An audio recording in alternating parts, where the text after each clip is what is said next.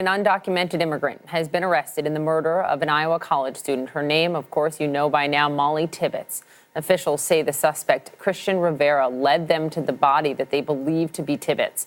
Tibbetts went missing on July 18th while jogging, and police say surveillance video played a key role in helping solve this case. Let's go to Ryan Young. He is out front in Montezuma, Iowa. And Ryan, beginning tonight, what can you tell us about this man, the suspect, and how police tracked him down?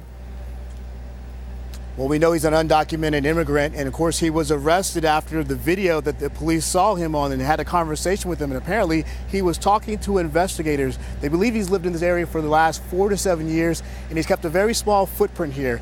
They also believe he worked for a farmer. Not sure what his occupation was, but what we're told is a neighbor turned over some video, and detectives have been going through that for days. And when they went through this video, they saw a dark colored car, and they also saw Mollie running by. And eventually, when they caught up with this man, they started talking to him. And he says he was following along with her, trying to talk to her. At some point, he got out of his car and was running alongside of her when she said that she was going to dial 911. Now, get this, he said he blacked out. And then the next thing you know, he put her in the trunk. And days later, he led investigators to a body that he put in a cornfield and tried to cover with corn stalks. Ryan, the outpouring for Mollie Tibbetts, I can just imagine that community tonight.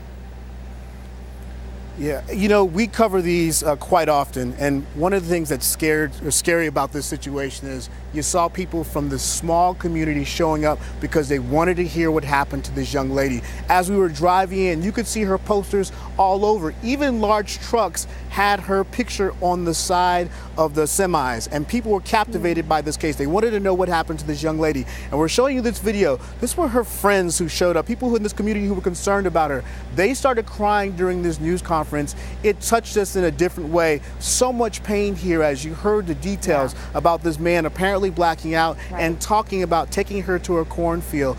Details that maybe they shouldn't have heard, but they wanted to know what happened to this young lady, and your heart obviously pours out to them. You know, watching her family speaking to news outlets over the past month, just praying and hoping that she was still alive, and then to get this news, it's devastating. Are you hearing anything from authorities tonight there, Ryan, about a motive?